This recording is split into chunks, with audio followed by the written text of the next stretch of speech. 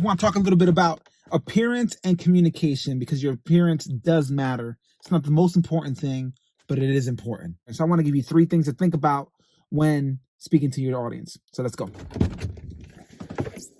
You need to make sure that you wash your mask, because this thing is smelling a little funky. Mask is on. Barbershop behind me. About to go get pretty because this is looking rough. This is looking rough. Let's go get pretty.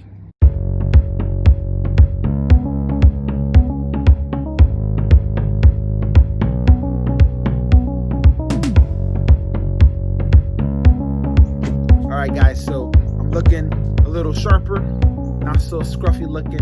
I want to talk to you today about your appearance and communication. Last week, I shared a few things that you need to know in order for you to speak with confidence. You can check that video up top right here. Just click the banner and it'll take you right to it. But wait till the video is over and then you can go check that video out. And in that video, I shared some things you need to know in order for you to speak with confidence. The number one thing I shared is that you need to know what to say. Meaning your content. The content is king. It is easily the most important thing, but it's not the only important thing. I think that your appearance matters. Your appearance actually matters. What you look like visually to your audience, whether it be on camera or in person, what you look like actually does matter. Now, I'm not of the opinion that it is essential that your attire and your appearance adds to your message, right? But I do think it's essential that it does not subtract from your message. It doesn't need to add to it, but it can't take away from it. You don't want your appearance to be an obstacle between you and your audience. You want it to be an easy on-ramp. But I want to talk about 3 things that I'd like for you to consider when thinking about your appearance and how you can make it so that it is not a barrier between you and your audience. And that is your message, that is your audience, and that is yourself. The first tip is about your message. Depending on the seriousness of your subject, it's going to determine what you look like, right? And so I'm a pastor preacher, and so I've done I don't know how many weddings and funerals, and they are formal events, formal occasions, right? And so when I'm dressing at a funeral, it looks a little different than at a wedding, but they're both formal. I'm going to wear a shirt and tie. I'm going to wear a suit. I'm going to dress appropriately given the gravity of the event, right? Whereas in a weekend summer camp or a weekend fall camp that I'm speaking to a bunch of high school students, it's going to look very different. If I'm lecturing at the university, it's going to look very different. I will wear a pair of jeans and a button-down shirt or a polo at the university. I will wear jeans and a t-shirt or shorts and flip-flops and a t-shirt at the summer camp. But there's no way that I'm going to dress like that at a funeral.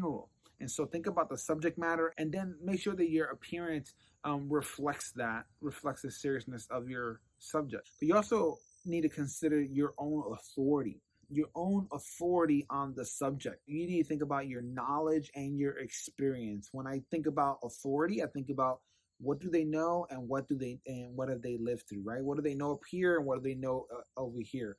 Knowledge and experience. If you know a ton and you've experienced a ton and you have a lot of years or months or just reps in the game, you're going to have a lot more authority and you have a lot more leeway in your appearance.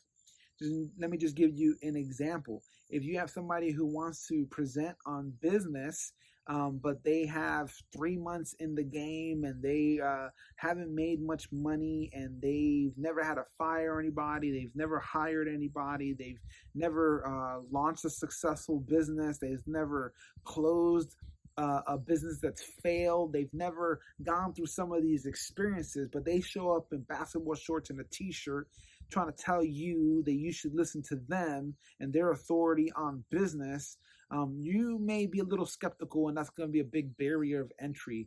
Whereas if you have Mark Cuban, who is the owner of the Dallas Mavericks, we know him from Shark Tank. He is a billionaire. He has started and launched and run and sold hundreds and hundreds of businesses. He's hired, he's fired. He has a lot of authority because he has a lot of knowledge and he has a lot of experience.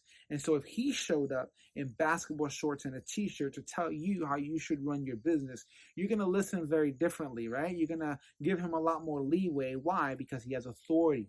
And so think about your message And not just think about the seriousness of the subject matter, but also think about your authority on the subject, and that will give you a gauge, if you will, on how you should dress. A rule of thumb when it comes to authority and dress is that the more authority you have, the more permission you have to dress down. The less authority you have, the more intentional you need to be to dress up. All right, let's keep moving. Another tip for you is to consider your audience. This is about who you're speaking to. Now, when I think about my audience, I tend to think about them in two different camps, right?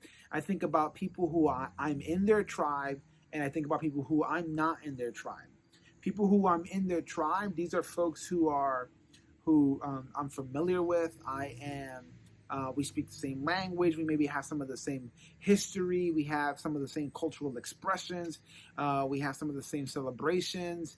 We're in the same group, right? And this is not about necessarily about race and culture. This could be in your corporate work environment. This could be a sports team.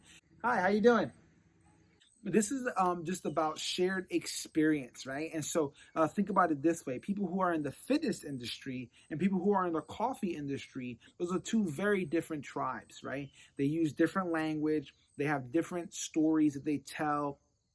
One is about the beans that they roast and the flavors, and one is about weight loss and conquering fitness goals. Right? They're very different, and so I think about people who I'm inside of their tribe and people who I'm outside of their tribe. If I'm inside of my tribe, the barrier of entry is very low. Right? And so they're much more forgiving. There's a level of credibility that is instantaneous. Why? Because I know the language, right? And so what I look like is much less of a barrier than if I don't know the tribe, if I'm out on the outside. Now, if I'm on the outside, I have to win the right to be heard. And I need to make sure that what I look like doesn't contradict my message, right? Think about your audience in that sense. My final tip for you is think about yourself, right? About yourself. This is about authenticity and comfort. You have to be authentically you. You are uniquely you. There's only one you, but you also have to be authentically you, meaning that you can't pretend to be somebody else. And the reason for this is that it's going to come off to your audience, and they're going to be able to see. They're going to be able to see right through it. Maybe not explicitly, but implicitly. They understand it. They see that you're pretending to be somebody that you're not. But then it's going to diminish your credibility, and your authority is going to suffer because of it. And in the long run, it's just not a good strategy. And so you have to be authentically you. This doesn't mean that you never dress in a way that is not natural to you. It doesn't mean that you never dress in a suit if you hate wearing suits, or you never dress down to a t-shirt if you hate t-shirts. But it means that generally speaking, you should be you in the way that you dress, right? And so naturally me is I hate shaving, clean shaven. I like having some hair on my face, and my wife likes it, and I like her, and so I like that she likes it, and so I keep the facial hair. This is authentically me. When I shave all the time, there was a long time that I had a goatee, and the goatee was not me, right? And it comes off as I kind of look a little douchey when I wear a goatee, and it just doesn't look like me, and so I just don't do it. I just don't do it. And so just be authentically you. But then the second reason for that is that it's not sustainable. It's not sustainable if you are not being authentically you. There comes a time where the mask comes off and the real you starts to come out. And then people who've been listening to you and following you for some time, they're going to be able to see right through that. And they're going to be like, wait a minute, which one was the real them? This is not to say that you can't change. People change all the time. But if you are authentically you from the get-go, then you don't have to feel like you're going to be compromising anything later on. And I guarantee you that if you're communicating in a way that's authentically you, it's going to feel better. You're going to have more authority. You're going to have more fun. And it's just going to be better all the way around. And people who are going to receive your message are going to benefit more because of it. Lastly, about being you and yourself is comfort. You need to be comfortable in your own skin, and part of that is being comfortable in the way that you look, right? And so if your outfit is uncomfortable and you're up there fidgeting the whole time, right, your audience is going to read that as he's uncomfortable, not with the t-shirt that he's wearing, but with the message that he's proclaiming.